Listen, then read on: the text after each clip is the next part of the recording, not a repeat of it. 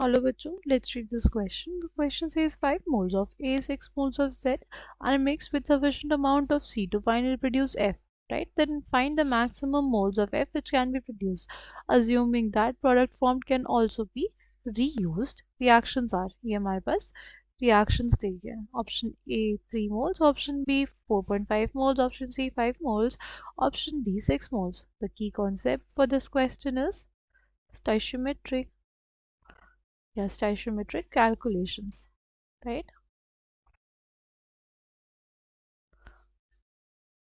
अच्छा, उससे पहले हम लोग को ये समझना पड़ेगा कि लिमिटिंग रिएजेंट क्या होता है. सी लिमिटिंग रिएजेंट वो स्पीशीज होती है जो कम अमाउंट में प्रेजेंट होती है और फिर उसी के अकॉर्डिंग रिएक्शन चलती है.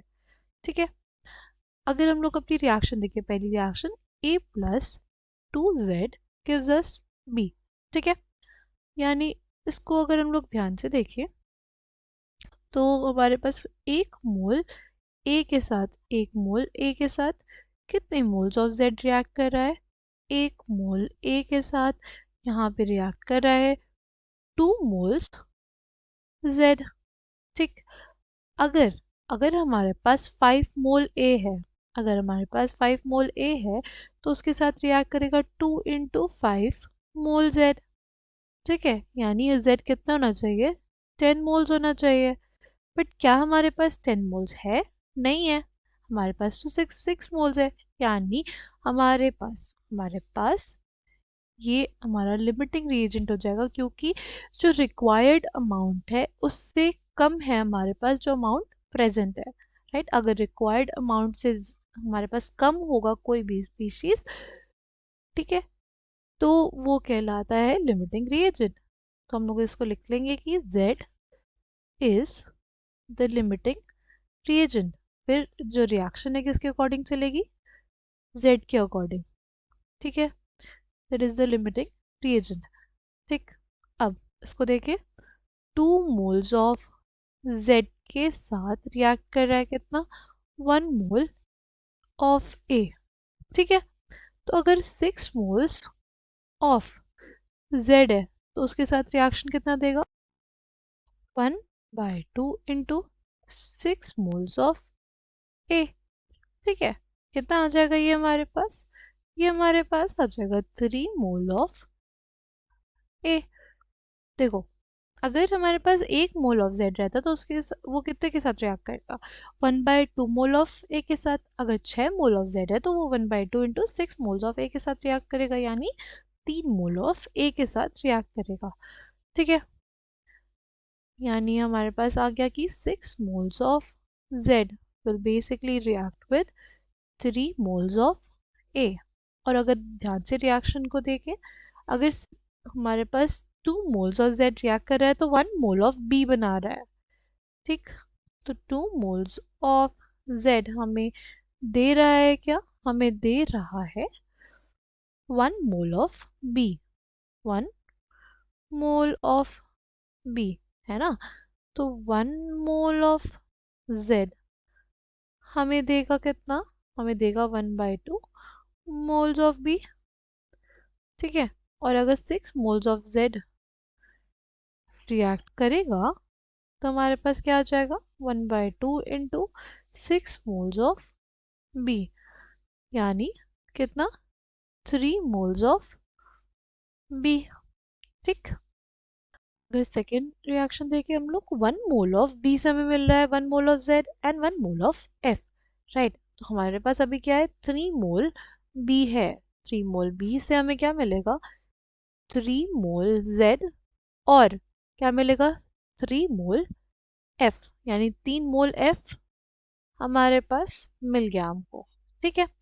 अब हमें 3 मोल Z भी मिला है और हमें क्या बोला है कि प्रोडक्ट कैन बी रीयूज, यानी Z हमारे पास फिर से आ गया, 3 मोल Z आ गया हमारे पास. देखो, हमारे पास 3 मोल ऑफ A रिएक्ट किया था, राइट. बट हमारे पास टोटल A कितना था, 5 मोल्स.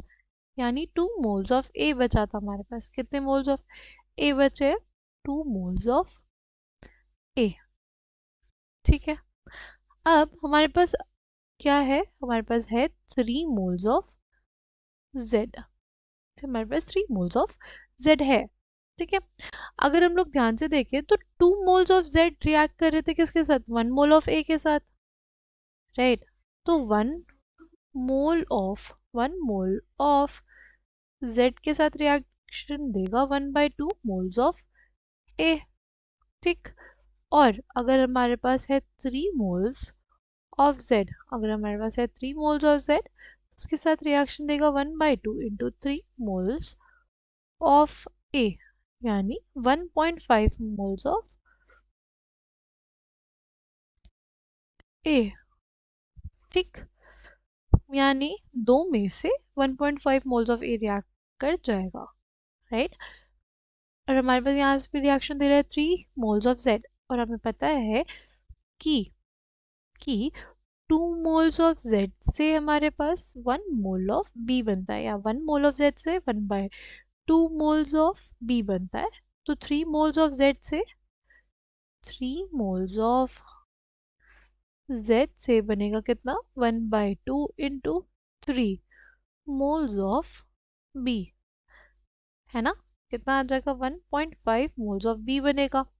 और हमें पता है 1.5 मोल्स ऑफ बी के साथ अगर रिएक्शन होगा सेकेंड वाला, तो क्या बनेगा, 1.5 मोल्स ऑफ, बस 1.5 moles of F and 1.5 moles of Z, ठीक है।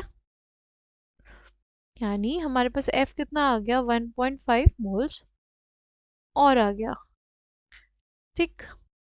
1.5 मोल्स और आ गया, और हमारे पास क्या आया, 1.5 मोल्स जेड भी आया है, हमारे पास 1.5 मोल्स जेड भी आया है, ठीक। अब अगर हमारे पास होगा 1.5 मोल्स ऑफ जेड, तो वो किसके साथ रिएक्ट करेगा, वो रिएक्ट करेगा 1/2 × 1.5 मोल्स ऑफ ए के साथ, ठीक है।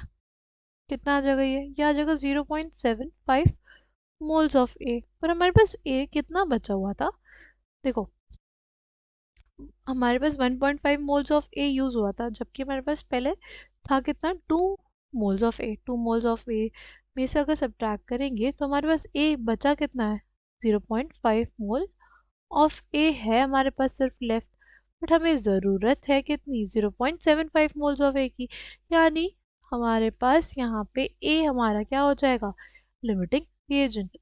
ए will be the limiting reagent जब भी रिक्वायर्ड अमाउंट हमारे पास ज़्यादा हो, राइट, जो अमाउंट प्रेजेंट है उससे, तो हमारे पास वो जो स्पीशीज है वो क्या बन जाती है, लिमिटिंग रिएजेंट, यानी ए हमारा लिमिटिंग रिएजेंट हो गया, ठीक। अगर ए हमारा लिमिटिंग रिएजेंट हो गया तो क्या होगा, अगर ए हमारा लिमिटिंग रिएजेंट होगा तो उसके अकॉर्डिंग रिएक्शन चलेगी, ठीक है। तो 1 मोल ऑफ ए के साथ रिएक्ट करता है 2 मोल जेड, राइट। 1 मोल ए के साथ रिएक्ट करता है 2 मोल जेड, और हमारे पास है कितना, ए, हमारे पास ए है 0.5 मोल, तो 0.5 मोल ऑफ ए के साथ रिएक्शन देगा कितना,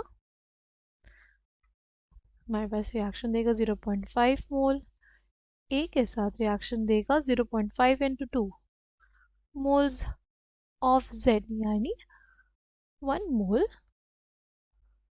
ऑफ जेड, 1 मोल जेड हमारे पास रिएक्शन देगा, ठीक है।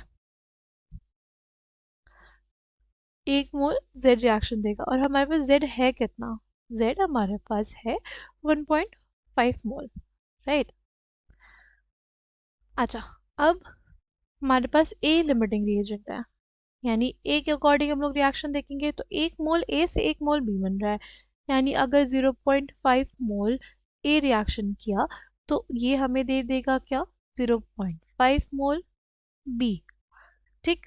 और 0.5 मोल बी हमें दे देगा क्या, हमें दे देगा 0.5 mole mole Z and 0.5 mole 0.5 mole F, यानी एफ हमारे पास और कितना आ गया, और 0.5 मोल आ गया, ठीक। तो टोटल कितना हो जाएगा, ये हमारे पास आ जाएगा 3 + 1.5 + 0.5, यानी 5 मोल एफ, कितना बन जाएगा, 5 मोल एफ हमारे पास बन जाएगा, ठीक है, लास्ट में हमारे पास 0.5 मोल Z बचा है, बट A नहीं है उसको रिएक्शन, उसके साथ रिएक्शन देने के लिए। ठीक है, A हमारे पास पूरी तरह से कंज्यूम हो चुका है।